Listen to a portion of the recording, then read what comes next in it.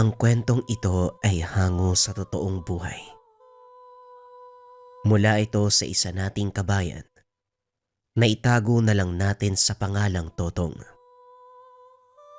Walang eksaktong taon. Probinsya ng Bulacan. Uy Bar, bakit puro pasana naman yung mukha mo?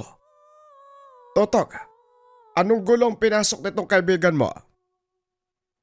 Wika ni Padre Semo. Pasensya na po, Padre. Nakipag-away po si Ibar ng dahil sa akin eh. Pinagdiskitahan na naman kasi ko ng mga tambay dyan sa kanto. Wika ni Totong. Ay nako, ilang beses ko bang sasabihin sa inyo na umiwas na lang sa gulo? Ayan, tignan mo ang nangyari. Puro pasa ang mukha mo. Paano kang haharap sa misa niyan? Ay nako, linggo pa naman bukas. Pasensya na po, Padre. Hindi ko naman pwedeng tignan lang si Totong na binubugbog ng mga taong yun. Isa pa, alam niyo naman ang ugali ko eh. Ayoko na agrabyado mga malalapit sa akin. Wika ni Ibar. Naroon na tayo. Pero pwede niyo silang iwasan, hindi ba? Padre, kahit anong iwas ang gawin namin, walang mangyayari. Talagang makulit yung mga yun eh. Paano ngayon yan? Sinong papalit ko sa'yo? Hindi ka naman pwedeng humarap sa mga tao ng puro pasa ang mukha mo. Ako na lang po muna. Alam ko naman po yung gagawin eh. Wika ni Totong. O sige, payag ako. At ikaw naman, Ibar, gamutin mo nga yung mga pasa mo. Nang sa ganon hindi na lalong mamaga. Nang mga panong ito, nasa pangangalaga ng isang pare sina Totong at Ibar. Simula pagkabata ay nasa simbahan na ang mga ito. Naglilingkod bilang sakristan. Bagaman lumaki sa pangaral ng pare, kakaiba ang ugali nitong si Ibar. Palaging nasasangkot sa basag ulo. Ipinasok ito ng mga magulang sa seminaryo. Kaso nga lang ilang buwan pa lang ay pinalabas dahil na rin sa kagaspangan ng pag-uugali. Palaging napapagalitan ng ama dahil wala nang nagawang tama. Ngunit may dahilan ang pagiging sanggano ng binata. Ayaw niya na may nakikitang inaapi, lalo na ang mga taong malapit sa kanya. Hindi rin alintana ni Ibar kung siya ang masaktan. Ang mahalaga may pagtanggol niya ang mga taong nasa paligid, lalo na ang mga malapit sa kanya. Pagsapit ng hapon matapos mapuno ang tenga sa pangaral ni Padre, umuwi ang binata. Gaya ng inaasahan, pinagalitan ito ng ama. Kailan ka ba talaga magtitinong bata ka? Hindi mo na naisip ang kahihiyan namin ng nanay mo. Maging ang mga tiyuhin mo. Eto ka, isang sanggano. Wika ni Damar. Opo, tay. Pari nga po ang mga tiyuhin ko at lahi tayo na naglilingkod sa simbahan. Pero hindi niyo ba naisip? Iba ang pagkatao ko sa kanila. Hindi ako kapareho ng mga tiyuhin ko. Nasaan ang takot mo sa Diyos? Anong nangyari sa iyo, Ibar? Hindi nawala ang respeto at takot ko sa Diyos. Oo, sanggano ko sa tingin ng mga tao. Pero hindi porket lagi ako nasasangkot sa kaguluhan, masamang tao na ako. Hindi ko lang talaga gustong makakita ng mga taong inaapi. Iniisip mo ang kapakanan ng iba, pero ang sarili mo, ni minsan ba naisip mo? Hindi na natin dapat pagtalunan pa ang bagay na to, tay. Pasensya na kung nagkamali ako. Kung gusto niyong parusahan ako gaya ng dati, gawin niyo. Pero hindi nun mababago ang prinsipyo ko. Matapos magsalita, lumabas ng bahay ang binata. Hindi na sinubukan pang pigilan ni Damar ang anak. Alam niya na wala ring mangyayari. Isa pa, panatag ito dahil isang lugar lang ang maaaring puntahan ng binata. Anong ginagawa mo dito? This oras na ng gabi, Ibar. Hindi ka pa rin ba umuwi? Galing na po ako sa bahay, Padre. Kaso lang, pinagalitan na naman ako ni tatay. Kaya umalis na lang ako. Ayokong saktan yung damdamin niya. Ikaw naman kasi, mano bang sumunod ka na lang sa sinasabi ko? Umiwas ka sa gulo. Gaya nga po ng sinabi ko, sinusubukan ko namang umiwas eh. Kaso lang, hindi ko talaga matim na may nasasaktan. Alam niyo po ba kung bakit ako nakipag-away? Nasabi na sa akin ni Totong, pero sige magpaliwanag ka. Si Totong nga po kasi, palagi na lang pinagdidiskitan ng mga tambay dyan sa kanto. Wala namang ginagawa yung tao sa kanila. Hindi na ako nakatiis. Kaya ayun, ginulpi ko lahat. Siya nga ba? Maganda naman ang hangarin mo, Ibar. Pero hindi pa rin tama. May mga pulis tayo. Bakit hindi mo sila isuplong? Yun na nga ang problema, Padre. Yung isa sa mga tambay na nanakit kay Totong. Anak ng hepe sa bayang to. Kaya wala ring magagawa yung mga pulis kung sakali magsumbong man kami. Ay nako, batas ng tao nga naman. Kung hindi bulag, duling. O siya magpahinga ka na. Maga pa tayong gigising bukas. Nang gabing yun, sa simbahan natulog ang binata. Habang nakaiga, paulit-ulit na iniisip ang mga sinabi sama. Nagsisisi ito sa tuwing napagsasalitaan o nasasagot ang ama ng pabalang. Nakatitig lang sa kisame si Ibar habang nagpapaantok. Nang biglang makarinig ng kalabog mula sa mismong kapilya, dali-daling bumangon ng binata. Inakala nitong may nakapasok na magdanakaw. Isa sa mga yaman ng simbahan, ang antigong imahe ng Birheng Maria. Marahang naglakad ang binata papasok sa kapilya. Kaso nga lang walang tao roon. Isa-isang tinignan ni Ibar ang bawat sulok para masiguradong walang nakapasok. Nang mapansin nito ang makinang nabagay sa paanan ng imahe ng Birhen, nilapitan nito. Nakita ang isang medalyon. Oh, sino kayang nakaiwan ng medalyon dito? Teka, medalyon ng infinito? Bakit nandito sa paanan ng Birhen? Tanong ng binata. Alam nito ang bisa ng medalyong natagpuan, pero kailangan nito ng tamang mga dasal at debosyon para mapagana. Nang mga sandaling ito, alam ni Ibar na may babalik para kunin ang medalyon. Kaya tinabi niya at kinabukasan, buong araw na nag-intay sa simbahan upang malaman kung may tao bang kukuha. Kaso nga lang hanggang sa mga sumunod na araw, walang dumating upang kunin ang medalyon ng infinito. Kaya naman ipinakita niya ito kay Padre Semo. Bibihira na ang ganitong uri ng medalyon. Saan mo ba nakuha ito, Ibar? Doon po sa paanan ng Birheng Antigo. Inaantay ko nga po kung may kukuha eh. Pero wala namang naghahanap. Ano kaya magandang gawin dyan, Padre? Kung wala namang nagmamay-ari, pwede mong ipakonsagra. Kaya niyo po bang gawin yun, Padre? Isa kumpare, binigyan ng otoridad ng Diyos upang magbinyag, magbasbas, at higit sa lahat, gawing banal ang isang bagay sa pamamagitan ng kanyang pangalan. Kung ganun po, pwede pong pakikonsagra yung medalyon? Kasi po may pagbibigyan ako. Mukhang malabong gusto mong mangyari dahil kailangang ipatungkol sa iyo ang pagbabasbas. Kailangan mo pang hawakan at ariin ang medalyon nang sa ganon magkaroon ito ng koneksyon sa iyong pagkatao.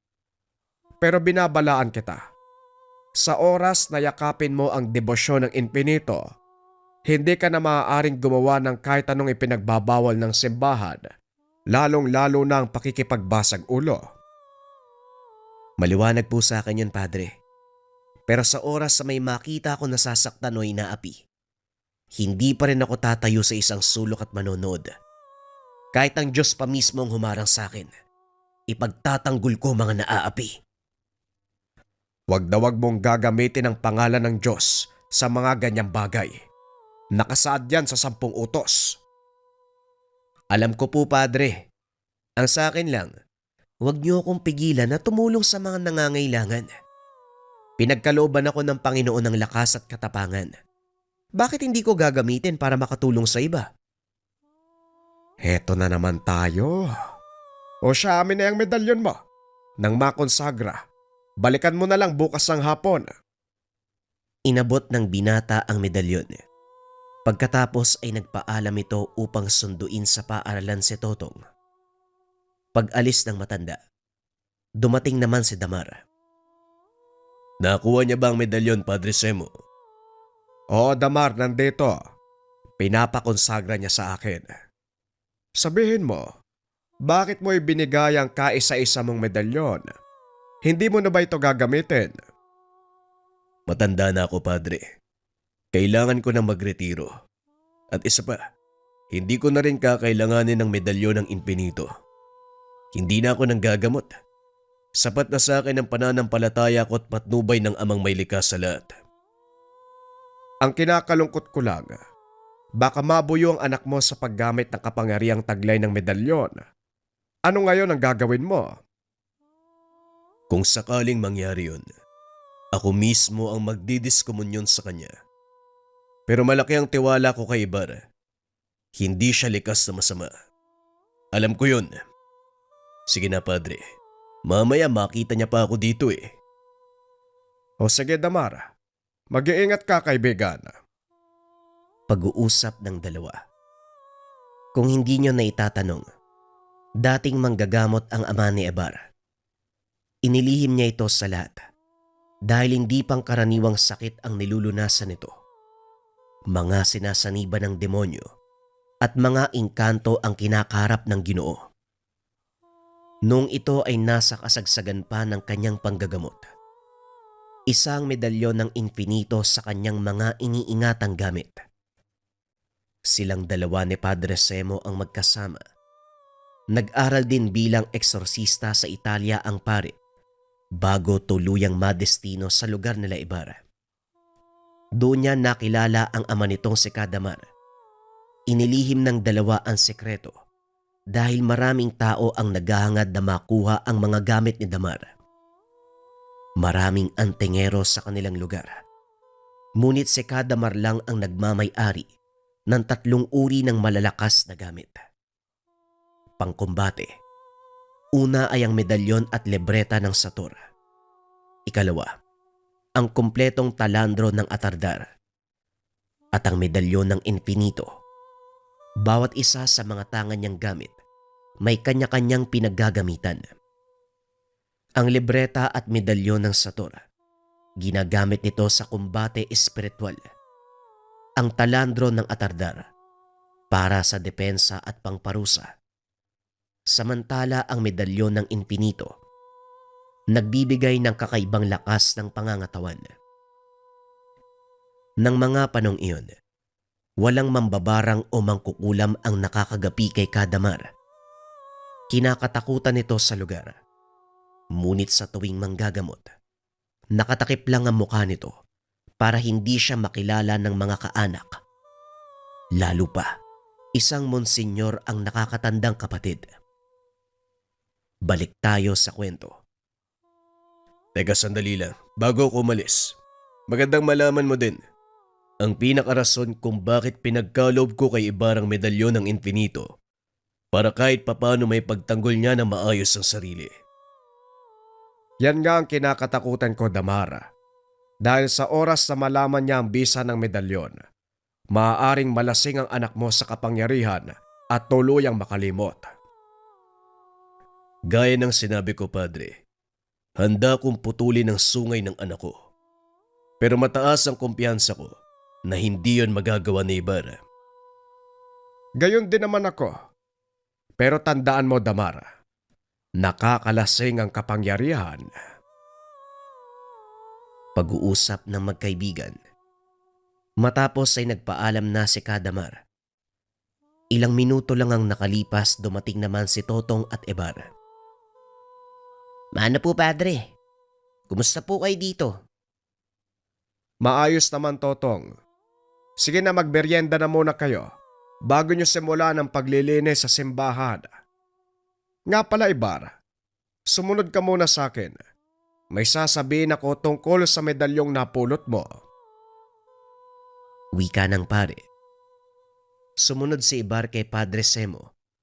Ramdam ng binata na seryoso ito, kaya medyo kinabahan siya.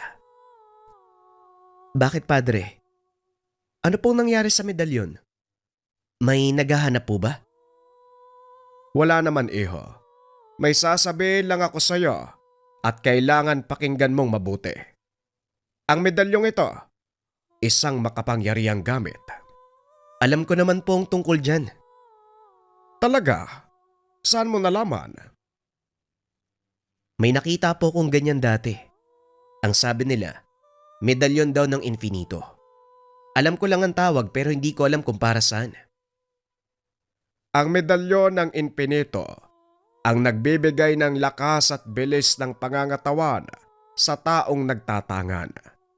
Ngunit nangangailangan ng matinding debosyon at pananalig para mapagana ang bawat orasyong nakaakibat sa medalyon.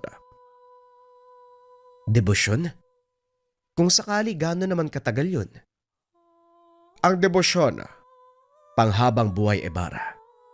Ngunit ang pag-aaral mo ng mga orasyon at dasal, siguro, mahigit 1.5 buwan.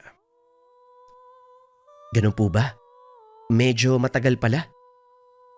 Bakit mo naman naitanong? Interesado ko bang gamitin ang kakayahan ng infinito? Sabi nyo, hindi ko naman pwedeng ibigay kahit kanino. Di ako na lang po ang gagamit. Palagi mong tatandaan na ang pagdedebosyon, maraming batas na kailangang sundin. Sa pagkain, pang-araw-araw na gawain, maging sa pangangalaga ng iyong katawan. Siguro po, kakayanin ko naman yung ganun. Matanong ko lang, bakit ka nagpasya na gamitin ang medalyon na to? Hindi ko po alam eh. Parang nararamdaman ko lang na kailangan kong gawin. O siya, balikan mo ang medalyon kinabukasan. Matapos basbasan ng pare ang medalyon, itinuon nito ang mga dasal pang debosyon. Sa tulong ni Kadamar, naibigay ng pare ang mga basag at orasyon para mapagana ng binata ang gamit. Inabot ng halos 2 taon bago tuluyang makabisado ni Ibar ang mga dasal. Ngunit hindi pa ito nagagamit ni minsan. Hanggang isang araw, habang naglalakad galing sa paaralan ni Totong, may ilang kababaiyang nakatayo sa gilid ng daan. Nag-aabang ng masasakyan nang biglang habluti ng isang lalaki ang bag ng isa sa mga ito. Walang pagdadalawang isip na hinabol ng binata ang magnanakaw. Nagawa niya itong abutan. Ngunit sa kasamaang palad, napadpad si Ibar sa pinakapugad ng mga kawatan. Teka, mukhang maling lugar ang napasok ko ah. Wika ng binata habang naghahanap ng posibleng daan palabas. Makitid na eskinita ang pinasukan.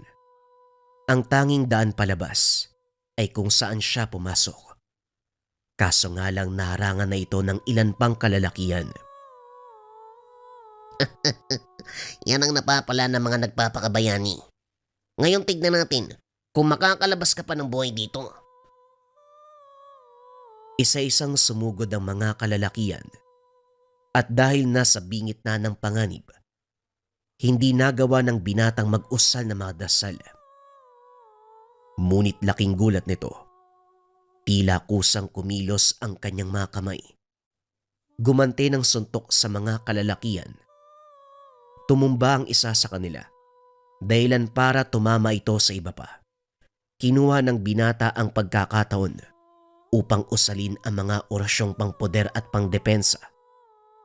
Alam ni Ibar na may mga sandatang dala ang mga kaaway at sa hindi malamang dahilan, malaki ang pananalig ng binata sa natutunang aral.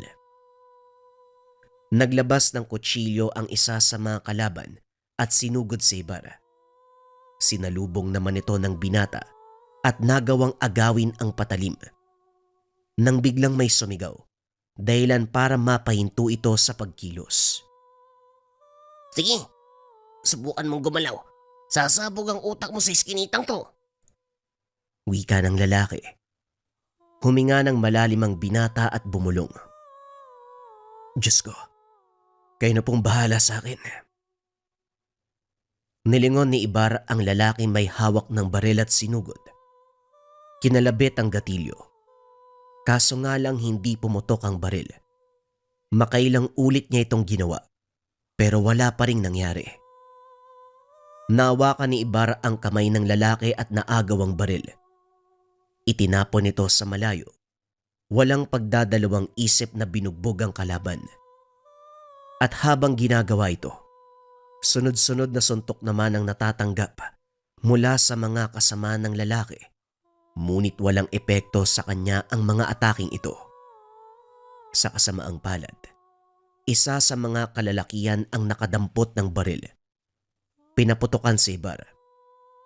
Ramdam ng binata ang pagtama ng bala sa katawan. Kaso nga lang laking gulat nito dahil walang dugong lumabas. Nabutas ang damit. Ngunit ni maliit na galos, walang natamo sa Ibar. Dahil sa kaganapan, nagsipagtakbuhan ang mga lalaki. Inakala ng mga ito na napatay nila ang binata. Ngunit lingid sa kaalaman ng mga kawatan na hindi tumalab sa katawan ni Ibar ang bala. Sinubukan pang habulin ni Ibar ang mga ito. Ngunit pinigilan siya ni Totong dahil paparating na ang kapulisan. Umalis na tayo dito. Tumawag na ako ng pulis. Mamaya lang nandyan na sila. Wika ni Totong habang pilit na hinihila ang kamay ng kaibigan. Wala na ring nagawa ang binata kung hindi sumunod sa sinabi ni Totong. Sa bahay tayo dumiretso. Kapag nalaman ni Padre Semo ang nangyari, siguradong masasabon na naman ako. Hindi kaya lalo kang sabunin ng tatay mo kung doon tayo sa bahay niyo pupunta? Wala si tatay sa bahay ngayon. Nagbakasyon sila ni nanay. Kaya walang magbubunga nga sa akin doon. Pag-uusap ng dalawa. Pagdating sa tahanan ng binata, laking gulat nito dahil naroon ng kapulisan kausap ang kanyang ama. Naku yari, nandito palang tatay mo. Bakit dito naman pumunta ang mga pulis? Hindi ko alam tong pero wala nang atrasan to. Tara, puntahan natin si tatay. Mabagal na naglakad ang dalawa papunta kay Damar. Nagtaka ang binata sa ikinilos ng ama. Nandito ka na pala. Kanina ka pa inaantay ng mga pulis. Po, bakit naman? May nagsumbong sa amin na babae. Nanakawan doon malapit sa kolehiyo. Nagtanong-tanong kami. Ikaw daw ang humabol sa mga kawatan. Opo. Ganun na nga po ang nangyari. Kaso lang nakatakas din sila eh. Kami nang bahala sa mga yon. Nga pala, naibalik sa biktima ang ninakaw na baga. Iniwan na magnanakaw sa isang tindahan ng sigarilyo. Maraming salamat sa tulong mo. Wala pong anaman sir. Ginawa ko lang po yung alam kong tama. Ipinagmamalaki kita anak. Ngayon nauunawaan na kita. O siya mukhang napagod kayo. Pumasok na muna kayo sa bahay. Ako nang bahalang makipag-usap sa mga pulis. Sige po tay. Papasok na po kami. Habang papasok ng tahanan, laking gulat ni Ibar nang makita nito. Hinihipo ni Totong ang ulo ng ama. Ano bang ginagawa mong bata ka? Wala naman po. Tinitignan ko lang kung nilalagnat kayo. Kakaiba ang kilos niyo eh. Abat, loko kang bata ka. Pumasok ka na doon. Tatamaan ka sa akin. Natawa si Ibar sa ginawa nito. Hindi akalain na gagawin yon ni Totong. Sira ulo ka talaga. Paano ko nagalit sa'yo si tatay? Hindi magagalit yon. Talaga namang iba yung kilos niya. Hindi ka nga pinagalitan eh. Kahit alam niyang nakipagbubugan ka na naman. Ewan ko pero mabuti na rin yan. Siguro, naintindihan niya na yung ginagawa ko. Pag-uusap ng magkaibigan.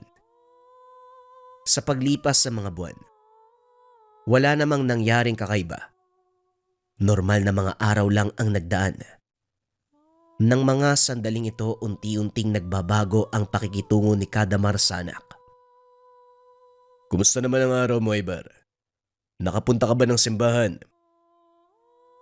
Opo tay, sa katunayan, may pinapabigay po si Padre Semo sa inyo. Galing daw to ng Laguna. Mukhang lumang kahon eh. Hindi ko lang alam yung laman pero mabigat. Ah, ganun ba? O siya, ilapag mo lang dyan. Titignan ko. Tinatapos ko lang itong binabasa ko. Ang hilig nyo talaga magbasa ng dyaryo. Teka, may patayan sa bayan? Alam ko yan ah. Doon yan malapit sa simbahan. Kailan po nangyari tay? Tanong ng binata. Nakita nito sa pahayagang binabasa ng ama ang balita. Ayon dito, kahapon lang nakita ang bangkay. Pero may suspecha sila. Ilang araw na itong naroon. Medyo nangangamoy na nga eh. Nilagyan na lang ng apog para hindi madurog kung sakaling bubuhatin. Nakilala po ba kung sino ang biktima? Alias Kintoy. Yun lang ang nakalagay dito. Parang pamilyar yung pangalan. Parang narinig ko na kung saan. Ang sabi dito, talamak na magnanakaw ang taong yan. Kung totoo man, aba mabuti nga yan sa kanya. Nang mabawasan naman ang mga kriminal dito sa atin. Hindi kaya siya yung nakabangga ko dati? Bakit ko ba pinag-aksayahan ng oras yan? Sige na ho, matutulog na ako. Pumasok sa silid ng binata. Direktang naiga sa kama. Ilang sandali lang kinatok din ito ng ama. Ibar, lumabas ka dito sandali. May naghahanap sa'yo. Nagtaka si Ibar kung sino ang naghahanap sa kanya. Alam nito na nasa paaralan pa si Totong. Tumayo ang binata at lumabas ng silid. Sino po yung naghahanap? Kilala niyo po ba? Hindi. Ang sabi nung isa, kaibigan mo daw. Kaibigan. Wala akong ibang kaibigan bukod kay Totong. At saka si Padre Semo. Nasaan na po sila? Pinapasok niyo po ba sa bakuran natin? Aba syempre naman, alangang pabayaan ko yan sa labas. Napakainit ng panahon. Dito na naginala si Ibar. Wala itong ibang kinikilalang kaibigan maliban kay Totong. Paglabas, nakita ang dalawang kalalakihan na nakasuot ng itim na jacket. Magandang tanghali po. Sino po sila? Barang pangalan mo, hindi ba? Ako nga pala si Franklin. Chuy ni Kintoy. Kintoy? Yung natagpo ang patay sa kabilang kanto? Bakit po kayo nandito? Huwag ka nang magbaang-maangan. Ikaw ang pumatay sa kanya. Sandali, anong ako? Hindi ko po pinatay ang pamangkin nyo ha. At saka, ngayon ko lang din nalaman na... Pasensya na. Pero hindi mamamatay tao ang anak ko. Mukhang nagkamali kayo ng taong pinuntahan. May nakapagturo sa amin na ikaw daw may gawa ng pagpatay sa kanya. Ikaw ang huling nakaengkwentro ng pamangkin ko. Tama po kayo. Natatandaan ko na. Siya nga yung kawatang hinabol ko. Pero ilang buwan na po nakalipas nang mangyari yun. Yun na nga eh. Gusto ko malaman ko anong ginawa mo sa kanya. Paanong namatay ang pamangkin ko nang walang sugat? Hindi ko alam ang sinasabi nyo kaya pasensya na. Wala akong kinalaman sa pagkamatay ng pamangkin nyo. Narinig mong sinabi ng anak ko, kaya makakalis na kayo. Hindi ako alis dito hanggat hindi mo na pagbabayaran ang nangyari sa pamangkin ko. At talagang makulit ka ha? Sinabi ko sa'yo na wala akong kinalaman. Hindi ako naniniwala. Biglang naglabas ng mataas na kalibre ng baril ang dalawang lalaki sabay paputok. Pinaulanan ng bala ang tahanan nila Ibar. Dali-daling niyakap ng binata ang ama para sanggain ang bala. Ilang sandali pa tuluyang naubos ang bala ng dalawa. Para kay Ibar, ito na ang pagkakataon para gumanti. Tinignan ng ama. Nakitang wala itong pinsala. Kaya naman nakahinga ng maluwag ang binata. Pasensya na po tay. Pero magiging sanggano muna ako sandali. Wika ng binata sabay takbo papunta sa kinaroroonan ng dalawang lalaki. Pinagsusuntok ang mga ito. Gumante ng atake si Franklin. Ngunit walang epekto sa katawan ng binata ang mga suntok. Lingid sa kalaman ni Ibar na naroon si Totong ng mga oras na yon. Nakita ang buong pangyayari. Nasaksiyan nito kung paanong ilampaso ng kaibigan ang dalawang kalalakihan. Patuloy na nakipagbuno ang binata kay Franklin habang ang kasama nito ay naglabas ng patalim. Akmang sasaksakin na sana si Ibar nang bigla itong napahinto sa pagkilos. Masyadong abala si Ibar ng mga sandaling iyon, kaya hindi nito nakita ang nangyari sa kasama ni Franklin. Nilingon ni Totong si Kadamar. Nakita niya. Nakapikit ang mga mata ng Ginoo habang nakaunat ang kamay. May kung anong binubulong. Dito napagtanto ni Totong na hindi pang karaniwang tao si Kadamar. Sa isang kumpas ng kamay, tumilapon ng lalaki at nagawang patulugi ni Ibar si Franklin. Hindi ko alam kung anong pumasok sa kokote nyo na may kinalaman ako sa pagkamatay ni Kintoy. Hayaan mo na. Totong, huwag kang tumunganga. Tumawag ka ng pulis. Dumating ang otoridad. Hinuli ang dalawang kalalakihan. Kalaunan nalaman kung ano ang kinamatay ni Kintoy. Ito ay dahil sa sobrang kalasingan, pagkalango sa pinagbabawal na gamot. Matapos ang kaganapan, lumaganap sa kanilang bayan ang tungkol kay Kadamar at Ibar. Ngunit kalaunan, nakalimutan din ito ng mga tao. Sa kasalukuyan, isa ng ganap na pari si Ibar, nakadestino sa malayong lugar. Tanging si Totong na lang ang naiwan sa kanilang bayan. Dahil dito, nakarating ang kwento sa atin ni Ibar. Ang isang sanggano na purong dibino. Bagong kwento pa rin ang susunod mga kabayan. Ito ay tungkol sa estrangherong mamamatay aswang. Simulan na ang storya. Ang kwentong ito ay hango sa totoong buhay. Mula ito sa isa nating kabayan na itago na lang natin sa pangalang Totoy. Taong 1982, probinsya ng Mindanao. Kasalukuyang nangangalakal ang batang si Totoy. Mag-isa na lamang sa buhay dahil nasangkot sa isang trahedya ang buong pamilya. Siya lamang ang tanging nakaligtas sa pambobomba ng mga terorista. 12 anyos. Napilitang matutunan ang mga bagay-bagay para makaligtas sa paulit-ulit na kalupitan ng paligid at kapwa. Makalipas ang ilang sandali, tumigil siya sa pangangalakal ng basura. Nakakita ng tirang pagkain. Ito ang pinagkabalahan. Kasabay nito ang paglapit ni Baste, isang estranghero. Sino ka? Dayo ka, no? Ang ganda ng tindig nyo, parang sandalo pero ang daming tattoo sa katawan. May hawak pang sigarilyo. Adik ka ba? Maraming ganyan dun sa amin eh.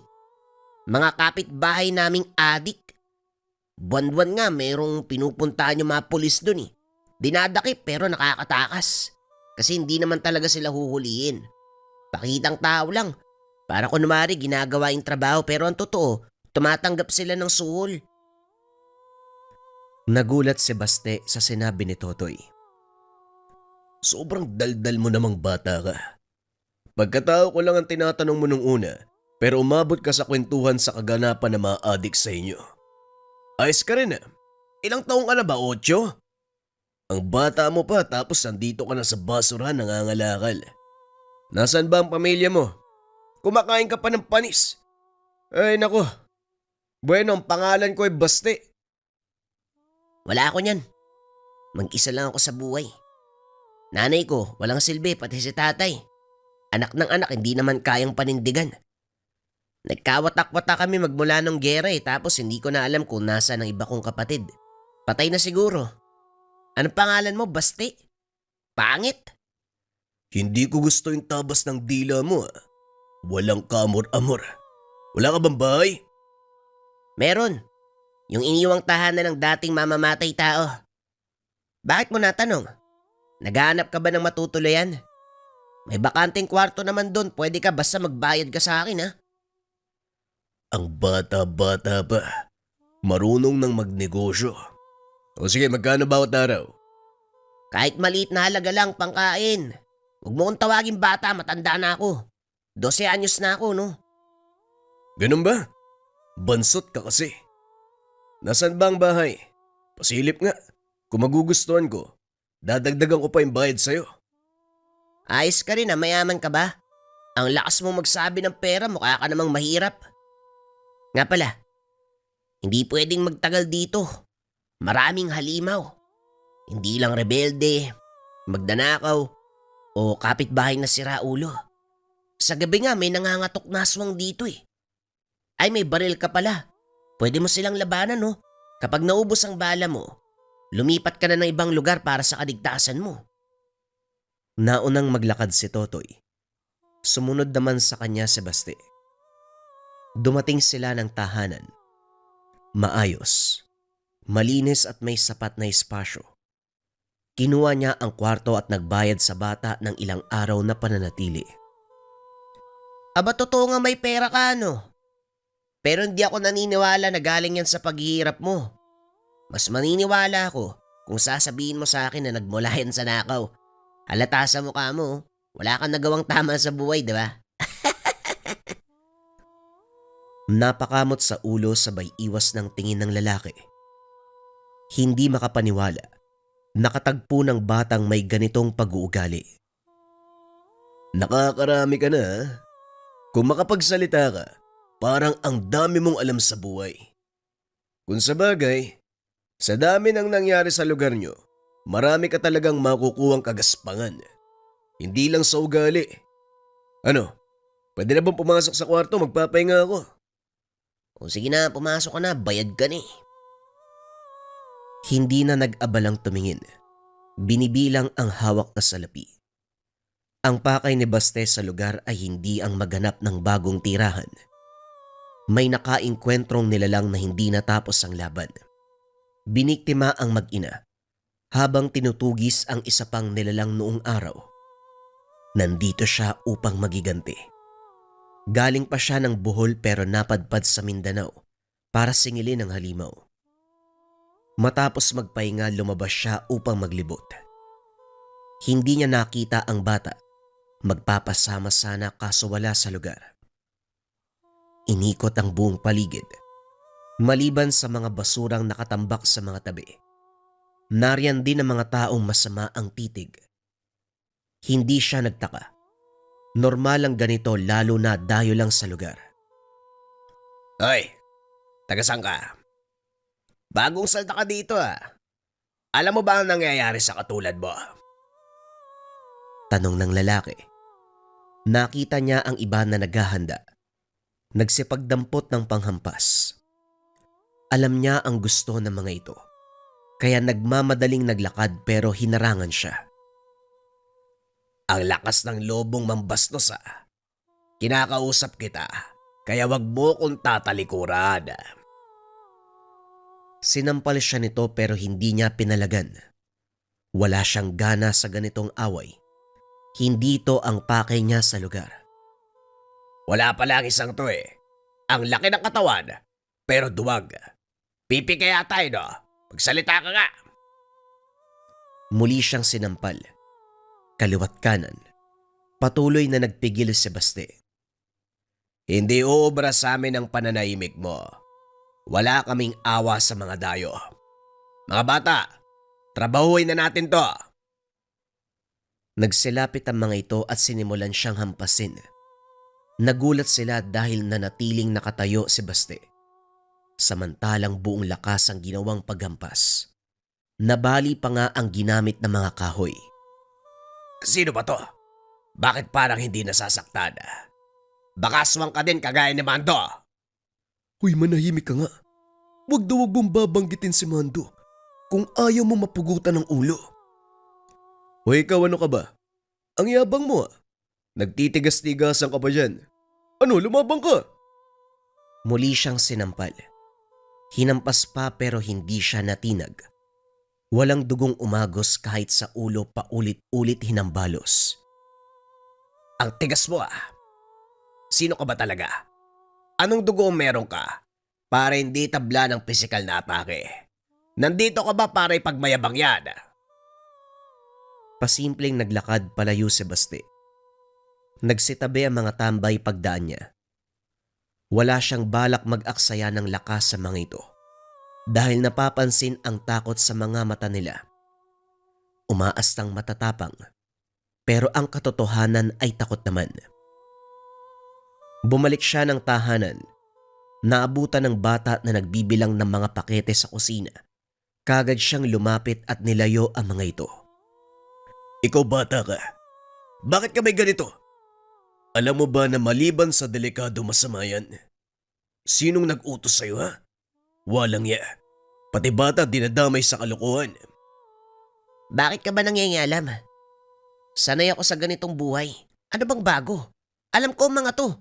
Nakikigamit ka na nga lang ng kwarto. Nangyayalam ka pa. Tombi ka nga dyan. Pinapalakad to sa akin, sinisira mo pa. Lumabas ang bata, dala ang mga pakete. Pasimpleng binulsa at tumakbo patungo sa kung saan. Hindi nasundan dahil nawala kagad. Inantay niya ang pagbalik nito. Pero lumipas ang mga oras ay walang paramdam. Inantok na siya habang nakaupo sa sala. Karap ang pintuan. Kinakabahan na baka nahuli na ang bata. Walang pinapatawad ang otoridad. Kahit halatang ginamit lang ito, huhulihin at mas lalong papakinabangan. Ilang sandali lang ang lumipas. Naalerto ng may maramdamang kakaiba. Sinundan ito ng mahinang katok sa pintuan. Naalala niya ang sinabi ni Totoy tungkol sa nangangatok. Salip na matakot ay napangiti pa siya.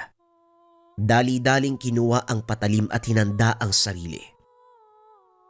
Nagpatuloy ang katok. Walang tigil kahit saglit. Nakatayo si Baste sa harapan ng pintuan. Hawak ang seradora. Nag-aantay na lamang ng tiyempo. Nagsimula siyang sumambit ng dasal. Natigil ito at napansing unti-unting lumalayo ang presensya. Dali-daling lumabas. Hinabol ito hanggang sa tambakan ng basura. Nakita ang isa sa mga tambay kanina. Nakahandusay. Wala ng buhay. Nang marinig ang boses ng iba, nagmamadali siyang umalis upang hindi mapagbintangan. Buisit, hanapin niyo yung nilalang na yan. Sigurado kung hindi pa yun nakakalayo. Magsikalat kayo, dalian niyo! Umalis na rin si Baste. Sinundan ng natitirang bakas ng aswang sa hangin. Pero nawala rin makalipas ang ilang sandali. Natigilan sa gitna ng daan ng makasalubong ang bata. Mabuti naman at nandito ka na. Akala ko na paano ka eh. Umuwi na tayo bago pa tayo mapahamak dito. Hindi naman ako sasaktan ng aswang. Kaibigan ko yan. Sa lahat ng tao rito, ako lang ang hindi niya sinasaktan. Yung mga tambay kapag merong ginawang mali, yun ang pinapatay niya. Nya, sino siya? Paano mo naging kaibigan ng isang nilalang? Hindi naman sila malapit sa mga tao. Sa tingin mo lang hindi. Siya nga ang dahilan kung bakit ako nabubuhay hanggang ngayon eh. Maraming natulong sa akin si Mando magmula nang nawalan ako ng pamilya. Binibigyan niya ako ng pagkain. Minsan kapag nakauwi siya dito sa lugar, kahit mga tambay binibigyan niyan eh. Mabait yun. Huwag ka lang pasaway. Napaisip si Baste sa sinabi ng bata. Narinig niya ang pangalan na iyon sa mga tambay. Mando, isang aswang ang taong yun. Paano mo nalaman? Oo, paulit-ulit naman to eh. Nalaman ko nung naabutan ko siya sa kanila. Aswang tapos biglang naging tao. Hindi niya ako sinaktan. Huwag ko lang ipagsasabi ang katauhan niya. Magmula ng araw na yun, naging utusan niya ako eh. Pinapagtanggol niya ako laban sa mga kapitbahay dyan na mapanghusga. Dami mong tanong, matulog ka na nga. Wika ni Totoy. Pumasok ito ng kwarto. Hindi na siya kinausap. Kinutuban si Baste sa tinutukoy na tao. Hindi siya sigurado pero malakas ang pakiramdam na ito ang aswang na hinahanap. Gusto pa sanang magtanong sa bata pero tulog na ito. Mag-aantay na lamang ng bukas upang makakalap ng karagdagang impormasyon. Kinaumagahan, bumungad ang balita tungkol sa tambay na natagpuan sa basurahan. May mga pulisya. Dumating pero dahil kilala ang lugar bilang pugad ng iba't ibang kriminal. Isinara ang investigasyon bilang personal na interes ng patayan. Wala nga lang nadakip na salarin. Sa kabila nito, maigpit ang paniniwala ng ibang tambay na aswang ang may gawa.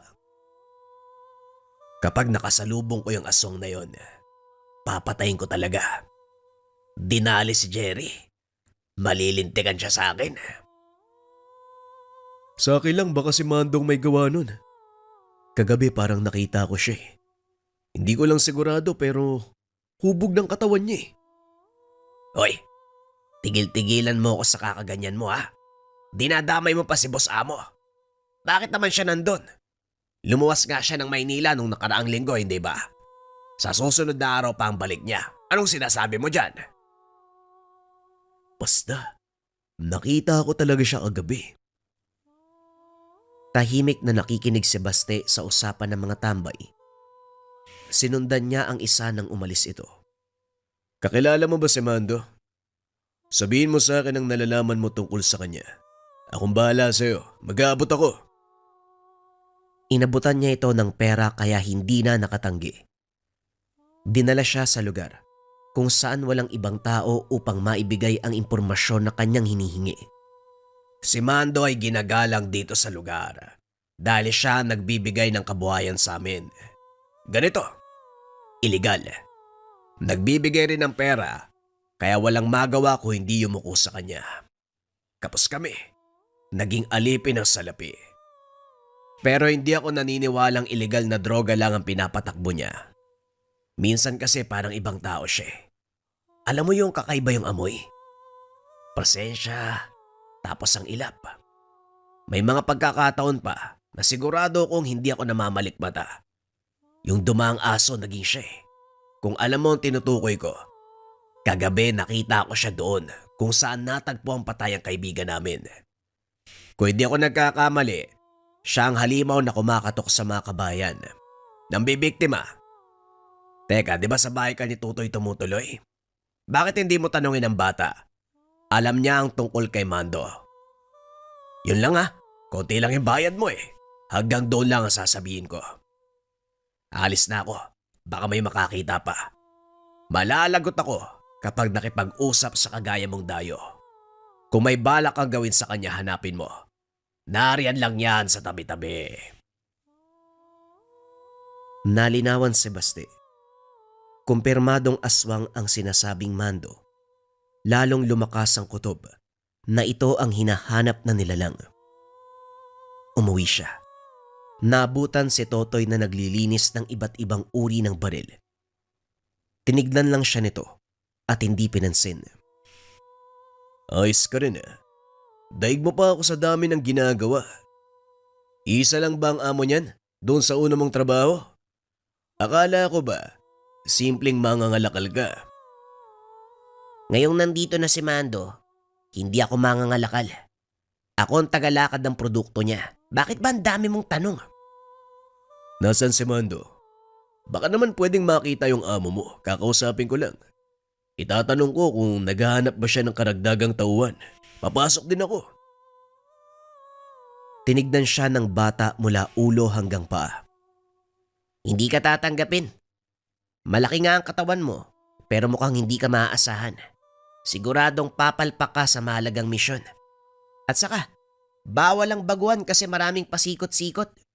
Kung mangmang ka, di diretso ka sa kulungan. Hindi kita maintindihan ha. Akala ko ba pulpol ang mga pulis dito?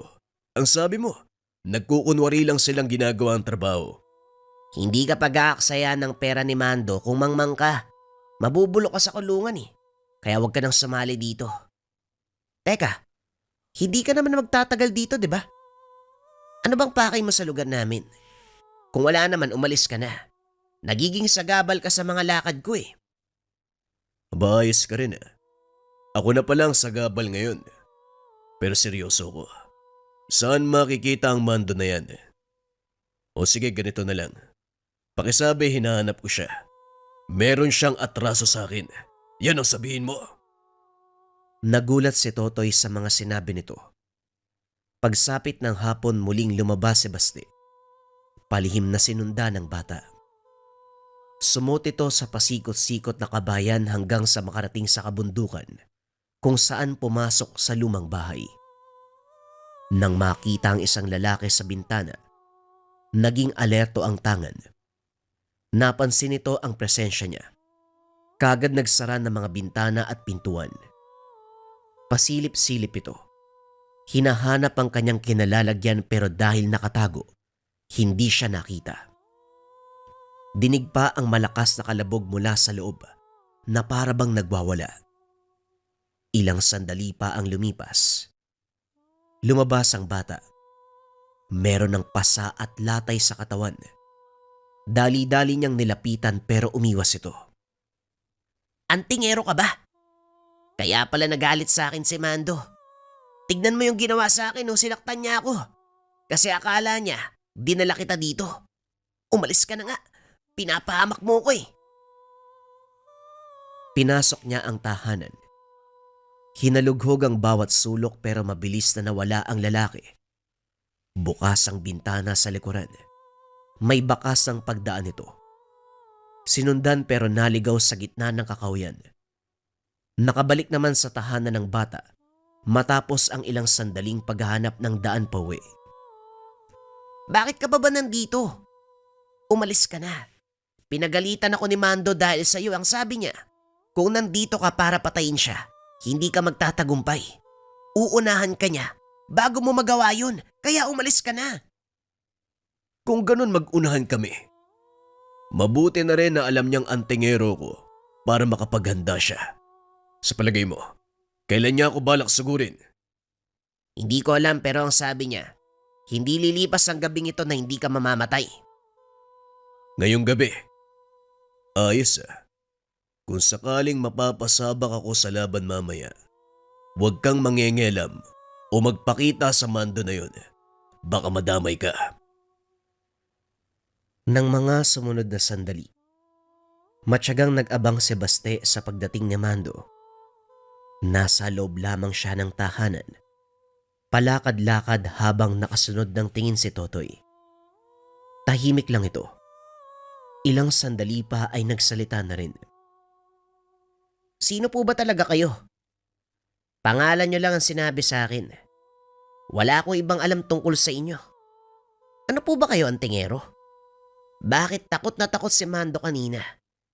Hindi ka niya nakita, pero alam niyang nasa malapit ka. Sabihin na lang natin, Totoy, kung gaano kalakas ang Mandong kaibigan mo. Higit na mas malakas ang puwersa ko kumpara sa kanya. Yang kaibigan mong aswang, hindi siya mabait.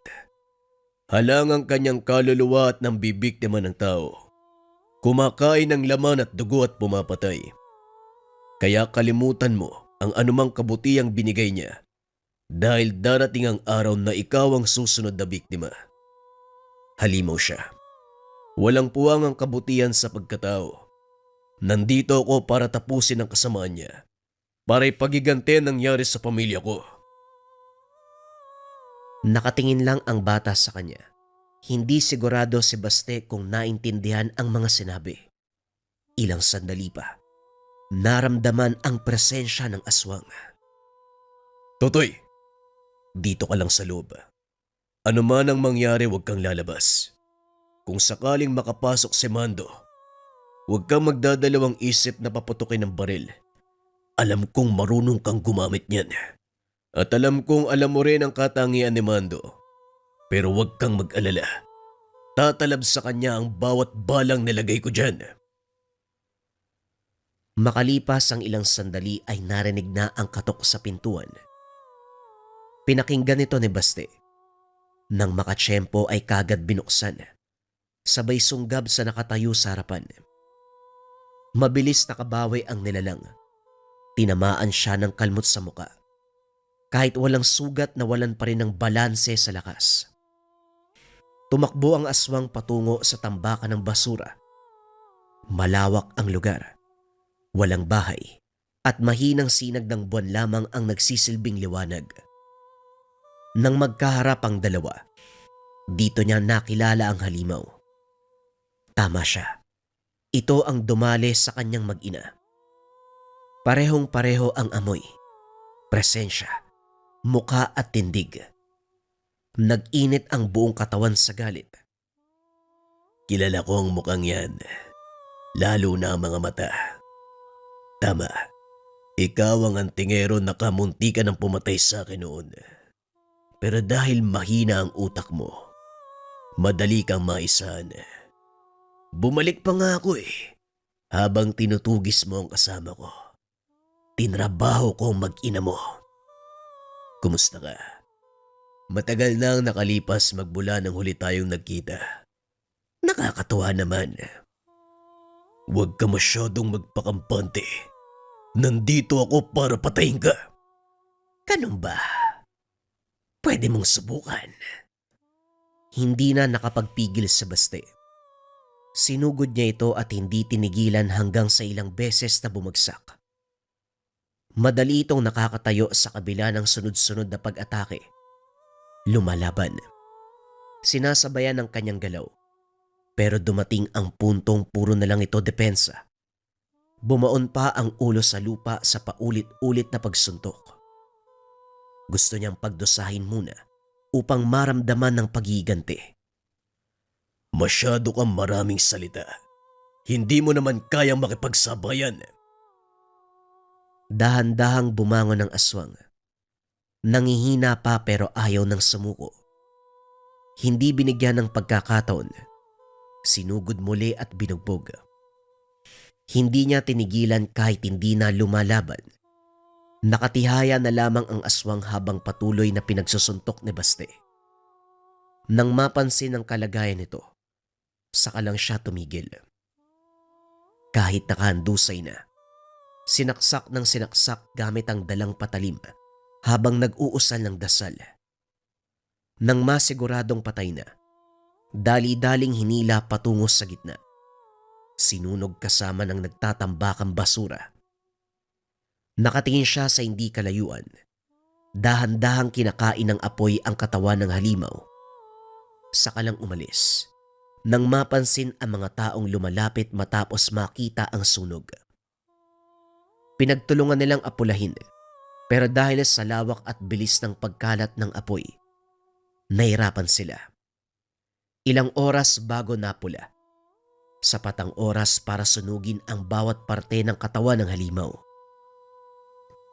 Ikaw yung nagsunog doon, ano? Huwag mo nang itanggi. Nakita ko yung nangyari.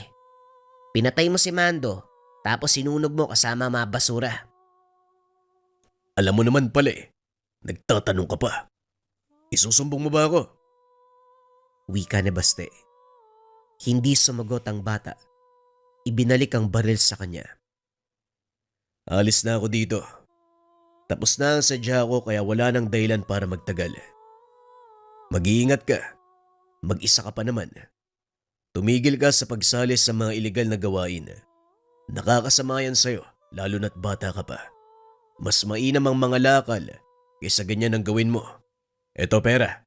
Pasasalamat ko sa'yo. Binigyan niya ng pera ang bata. sapat para tugunan ang pagkain sa loob ng ilang araw. Hindi inantay ni Baste ang umaga. Umalis na sa lugar. Naiwan si Totoy na namamangha. Para sa kanya, estranghero pa rin si Baste. Hindi niya alam kung nagsabi ba ito ng totoong pangalan.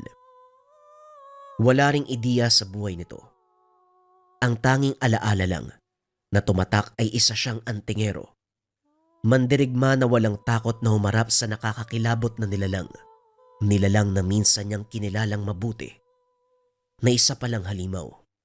Malaki ang pasasalamat niya dahil siya ay iniligtas ng isang estranghero na mamamatay aswang.